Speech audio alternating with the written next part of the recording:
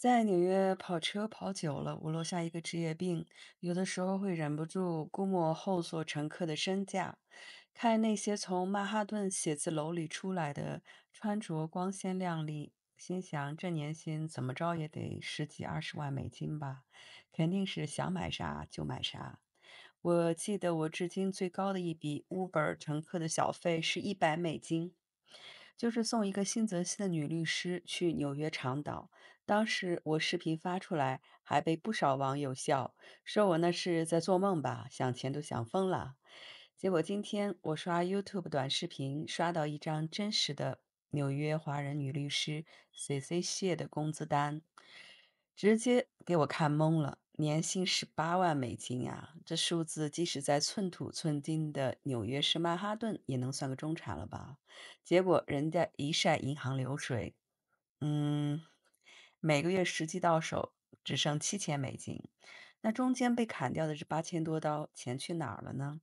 今天我们就来拆解一下纽约大律所18万起薪的年薪，生活在曼哈顿究竟够不够花？ What my $180,000 salary actually looked like in New York City. $180,000 means that I should be netting like what, 10,000 a month, right? Wrong. My take home was about 7,000 a month. And before some of y'all call me a liar, here's part of my bank statement from when I was a first year associate. See those two direct deposit amounts up there? They add up to about 7,000. 好了，谜底揭开了一半，年薪18万，这是面子；到手7000，这是里子。很多网友在这位律师的短视频下留言，第一个反应当然是不信，觉得这是编的。所以，我们先来看一下他的税务结构。如果你是纽约单身报 W2 税，这笔钱是这样消失的。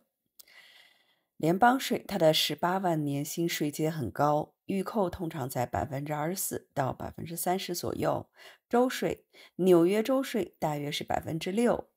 纽约市税，住在纽约市里，也就是曼哈顿呢，还要额外再交近4%的税，这是很多人不知道的纽约客税，俗称纽约市的保护费。还有非卡、社保和医保，这是雷打不动的7.65%。当然了，这里面呢还有401k，虽然理论上这些钱呢还是他自己的，是为了养老存的，但前提是你得身体健康，活得足够长，否则就都是给国家做贡献了。比如我从不考虑存 Roth IRA，就是因为我知道我自己估计是活不到59岁半的，因为我父母都没有活到嘛。但对于当下这个月来说呢，这笔退休金就是看得见摸不着。这也是为什么现在美国年轻人那么想靠美股和股息努力追求 FIRE， 实现提前退休。再加上现在纽约市呢还多了道路拥挤税，也就是堵车税。不管你是乘 Uber 呢还是自驾上班，这税你都免不了。所以目前在曼哈顿最好的省钱出行的方式就是地铁还有公车了。所以各种税费、养老保险，他那么一扣呢，这位博主一点儿都不夸张，18万美金年薪，1.5万月薪，实际到手就只剩7000美金，他真是没撒谎编故事。但是呢，如果你觉得7000美金每个月对外州打工人来说也是那不少钱了，这位博主视频里没说的就是所有美国人心里都有数了。2026年1月1日起呢，很多人的医保月费可能将会翻倍，特别是高收入群体。虽然不知道他现在医保每个月多少钱，但是再过几天呢，7000美金月薪变成6500美金，能真正进入自己的腰包，就已经算是好的啦。听说在加州你不买医保都不行，强迫你买不买还得罚款。我在新泽西州报税，不知道现在纽约是不是也必须要买医保？知道的朋友呢，可以留言告诉我。Rent was a little over 2,000, as you can see from the ACH payment up there. Then I had my law school loans, another 2,000 a month. 好，接下来这两个数字呢很有意思。首先是房租2000美金。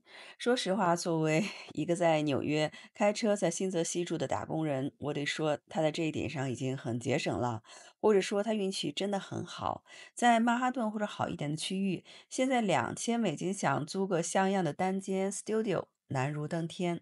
我估计他们要么就是几年以前的月租金的价格，要碰上了一个 rent control，不允许房东涨租的公寓，要么就是找了一个室友，找了几个室友或者 partner。如果他想住的配得上他的贝克劳律师的身份呢，3500到4000美金月租往上才是常态。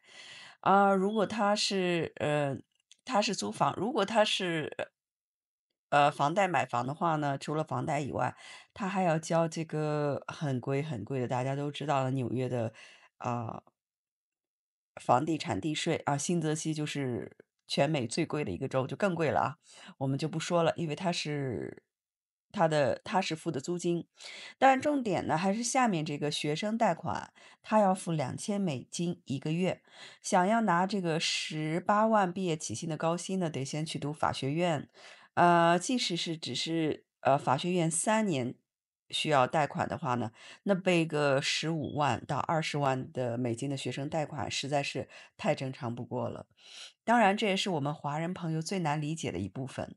在中国呢，大学甚至硕士学费多半都是父母付的，我们很少有这种自付学费还要申请学生贷款的体验。但在美国呢，学生贷款几乎是所有毕业生的标配。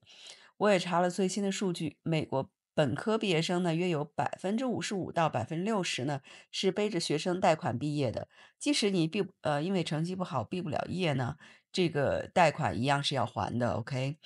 而像他这种法学院毕业的精英呢，背负学贷的比例高达90%甚至更多。美国毕业生学生贷款平均还款完成的时间呢，是毕业后的要还款10到25年不等。所以很多医生、律师头发白了还没还完学生贷款呢，在美国其实并不稀奇的，只是碍于面子呢，很少有人会说出来的。美国房贷也才需要还15到30年。这每个月要付的2000美金学生贷款呢，是这位 YouTube 博主谢律师在美国进入中产阶层的入场券。想坐进曼哈顿的办公室，毕业就能拿到光鲜的年薪，而很多父母呢，美国父母是不会帮衬支付学费的，那就得先要透支自己的未来。So my $180,000 salary netted out to approximately $3,000 per month in disposable income, which should also cover food, utilities, medical copays, and the occasional 最后 vacation. 他算下来，他每个月还剩3000美金的流动资金到手，用来吃饭、娱乐、看病、付扣配。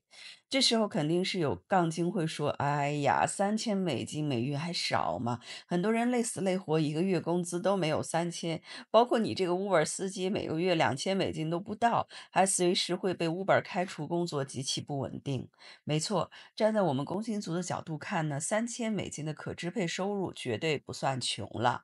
这已经比很多非常节省的家庭过得舒服了。但是你要知道，他这是生活在纽约市。这位华裔谢律师呢，他在曼哈顿消费最贵的地方生活，还有上班。随便出去吃顿像样的晚餐，加小费100到200刀就没有了。这是单身。他要是跟朋友呢出去喝2杯鸡尾酒，50-60美金就没了。稍微买2件体面的衣服去律所上班，几百块就没了。虽然呢，从现金流上看，我们工薪族好像也是站在了同一条水平线上，但这绝对是一种错觉。对于我们这种开网约车的，虽然 Uber 每天都会准时发现金工资给我们，但是这2、3千的月收入呢，是我们全部的身家，是饭碗，是存不下来的，是没有退休金的。对于纽约大律所的精英律师呢，他到手的3000刀是扣除了一切保障之后的零花钱。